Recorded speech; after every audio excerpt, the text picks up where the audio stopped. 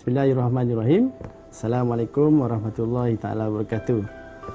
Menyambut cabaran pada hari ini, pada 23 April 2021 adalah Hari Buku dan Hak Cipta Sedunia.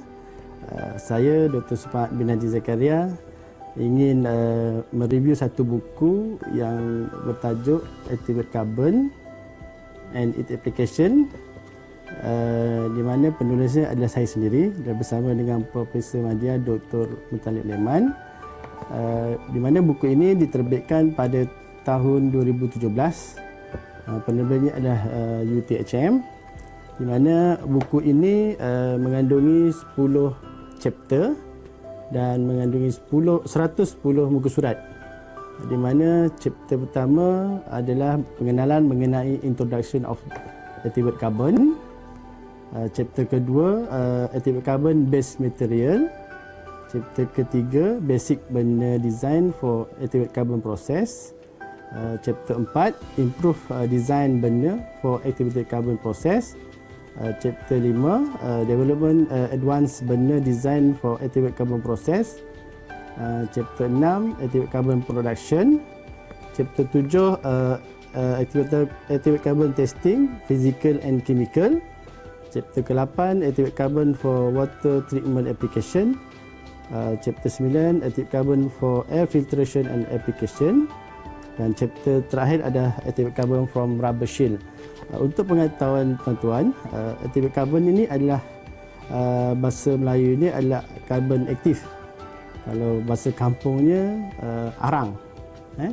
Arang. Di mana carbon aktif ini banyak material yang digunakan ataupun bahan raw dia digunakan adalah daripada bahan-bahan terbuang. Contoh dia tempurung kelapa sawit, tempurung kelapa, buluh, ampas tebu, kulit kacang, serkam padi, antaranya pun biji kurma pun adalah satu bahan yang sesuai untuk dijadikan activate carbon ataupun arang aktif. Di mana buku ini banyak dibuat kajian tentang buku yang dihasilkan, banyak mengkaji lebih kepada tempurung kelapa dan tempurung kelapa sawit. Di mana kalau di Malaysia ini, tempurung kelapa sawit ini sangat banyak bahan terbuangnya di Malaysia, kerana kelapa sawit adalah sumber utama pertanian di Malaysia, di mana hasil sumber pertanian ini menghasilkan minyak kelapa sawit, dan tempurung kelapa sawit ini akhirnya dibuang begitu sahaja sebagai sampah dan sebagainya. Tetapi sejak Domenjak ini, tempurung kelapa sawit ini telah menghasilkan satu kajian oleh banyak penyelidik. Tempurung kelapa sawit ini banyak kegunaannya dari segi proses-proses penyerapan ataupun teknik-teknik lain digunakan untuk mengurangkan kadar barang terbuang ini tidak digunakan. So daripada pemerhatian saya, ada kajian saya, so activate carbon ni daripada barang terbuang ni amat sangat penting, kerana kita nak mengurangkan waste yang ada pada di kilang-kilang kelapa sawit, daripada dibuang begitu saja dan tidak tahu ke mana arah barang-barang terbuang ini diguna. So daripada situ saya menghasilkan satu idea untuk menghasilkan karbon ini sebagai kegunaan dia, di mana dalam buku ini juga menceritakan ataupun memberi kaedah kalau pembaca ingin tahu kaedah activate carbon and its application ini, di mana dalam buku ini, chapter ini juga diberitahu bagaimana kita nak menghasilkan activate carbon ini, di mana activate carbon ini ada 3 kaedah cara untuk menghasilkan karbon aktif ataupun arang ini. Pertama adalah secara fizikal menggunakan steam air. Yang kedua secara kimia, di mana gabungan kimia ini dia ada COH, H3-404, NOH dan lain-lain. Untuk COH ni adalah potassium hydroxide, phosphoric acid, sodium hydroxide dan zinc chloride. Itu dua kaedah. Kaedah ketiga adalah kaedah pembakaran secara fizikal dan secara kimikal.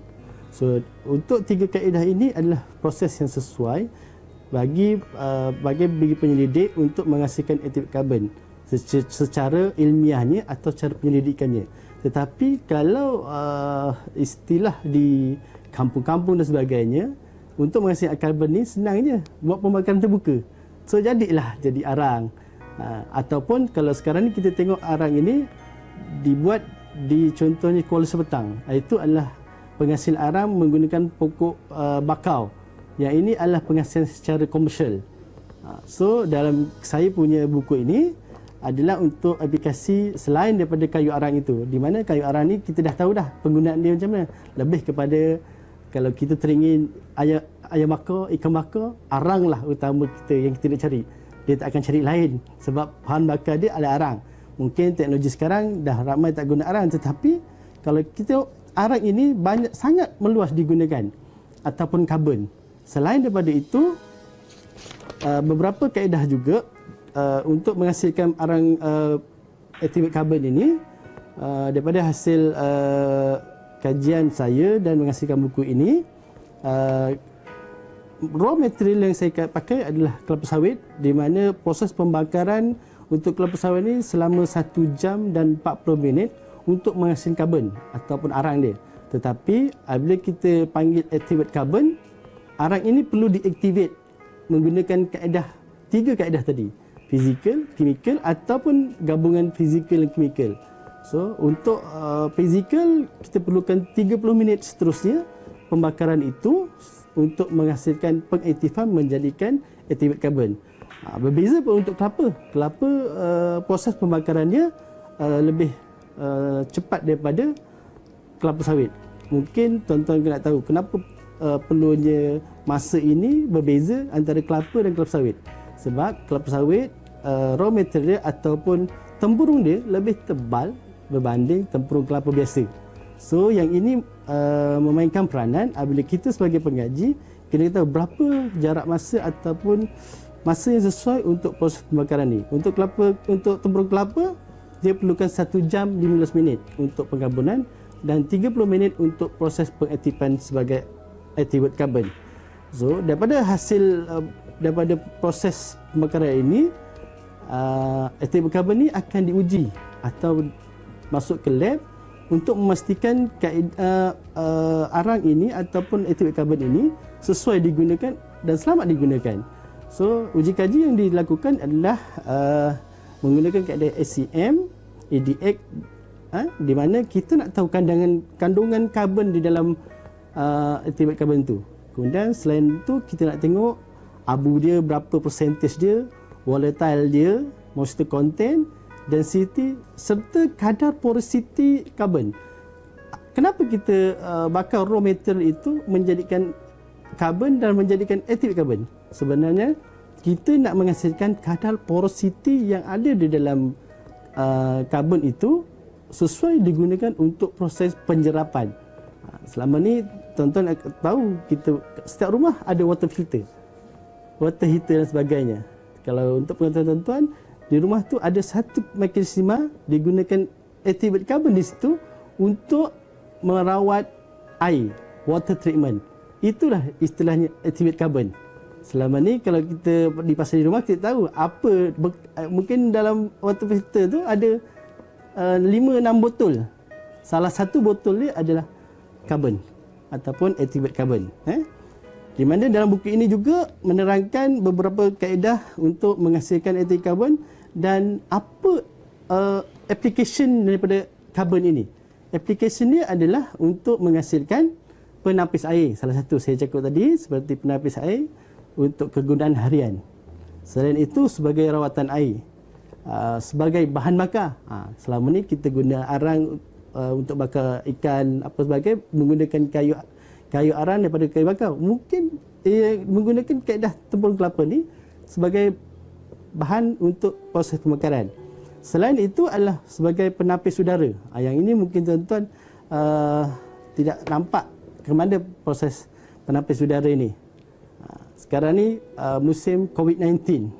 Kalau tengok tuan-tuan, ada satu penapis ataupun mask yang menggunakan karbon kat situ. Selama ni kita pakai biasa dan harga dia ada mahal sikit. Ada karbon tu, ada emas menggunakan karbon. Yang inilah kaedahnya yang kita hasilkan karbon ni, salah satu guna untuk emas. Kenapa emas? Sebab karbon yang ada dalam emas tu memberi proses penjerapan gas-gas dan sebagainya untuk mengelakkan daripada berlaku jangkitan dan sebagainya. Kalau istilah dulu, kalau kita orang kampung dulu, kalau kita naik kenderaan sekarang, bapak-bapak kita naik kereta dulu, dia letak arang dalam kereta, betul tak? Kenapa?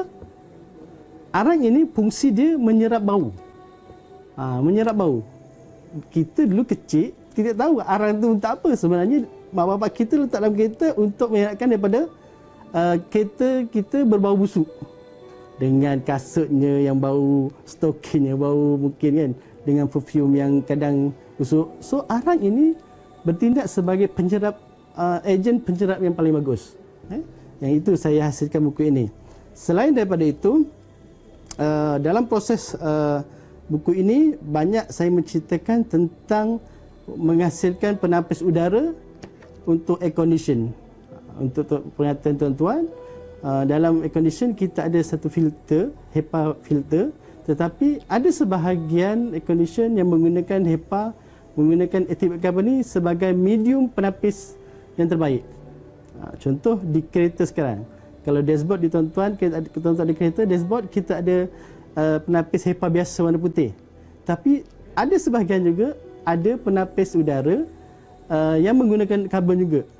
So kegunaan ni dah meluas sebenarnya. Tetapi di Malaysia ni ramai yang tak tahu lagi kegunaan penapis yang ada karbon ini ataupun activated carbon ini. Tapi sebaik-baiknya kita banyak menggunakan karbon ni, sebab kalau tengok penapis biasa dia hanya menyerap ataupun menapis benda asing-benda asing tertentu je. Tetapi jika penapis udara ini mengandungi karbon, dia akan menyerap gas-gas yang ada dalam kenderaan kita dan sebagainya, di bilik dan sebagainya. Kalau kita tengok dulu, kalau kita beli kereta, istilahnya beli kereta, kita bau kat dalam kereta tu bau yang menyenangkan, bau sedap kan. Istilahnya kereta baru kan. Istilah kereta baru tu sebenarnya yang kita hidu itu adalah gas yang beracun. Bukan istilah kita bau kita tak rasa pewangi. Maksudnya orang istilahkannya kereta baru. Kereta baru ni kita bau adalah gas-gas daripada komponen-komponen dashboard, plastik dan sebagainya yang boleh mengakibatkan kita jadi kanser. So, activated carbon ni lah yang berfungsi menyerap gas-gas yang ada dalam kereta, dalam bilik dan sebagainya. So, sekarang ni kalau kita tengok kajian, penyakit banyak daripada bukan persekitar di luar. Sebab orang bekerja sekarang ni banyak di dalam bilik. Persekitaran bilik lagi membahayakan dalam kesihatan. Contoh dalam bilik kita ada meja, ada kursi, sofa. Semua itu fabrik ada mengandungi hama, ada bau-bau yang tak sesuai. Kalau benda tu baru, dia akan mengeluarkan gas-gas tertentu yang menjadikan kita sakit dan sebagainya. So, kualiti udara di dalam bangunan ini sangat penting. Berbanding dulu kita fikir, kita duduk di luar, kita tak selamat, kotor dan sebagainya. Tetapi kita dalam bilik, kalau kita kerja sekarang berada 8 jam berada dalam bilik, situasi kita banyak tertumpu di dalam bilik. So bila bilik ini kita pakai aircon dan sebagainya, salah satu alternatifnya adalah kita menggunakan penapis yang menggunakan karbon ini. Yang ini akan menyerap dan akan menghindarkan kita daripada kesan-kesan penyakit darah tinggi, kencing manis dan sebagainya. Bukan sekarang ni, kita tengok penyakit-penyakit ini bergantung pada pemakanan. Kemungkinannya penyakit ini berlaku daripada kita punya persekitaran di dalam bilik. So, saya harap daripada buku ini juga, tuan-tuan boleh dapatkan buku bacaan ini atau rujukan ini di Library Politeknik Umpoma. Saya dah bagi 3 salinan kopi untuk pihak Politeknik Umpoma, dan staf-staf Politeknik boleh baca buku ini sebagai rujukan apa baiknya activated carbon di persekitaran kita. Bagi saya mengucapkan terima kasih kepada unit library untuk menjadikan hari ini adalah hari buku dan hak cipta sedunia. So saya menyaut cabaran review buku walaupun buku saya sendiri, tetapi saya berhak untuk menerangkan pada saudara-saudari kebaikan buku ini ataupun ilmu yang ada dalam buku ini, kajian ada dalam buku ini untuk saya sharing pada tuan-tuan, untuk tuan-tuan tahu dan kongsi bersama rakan-rakan sekalian.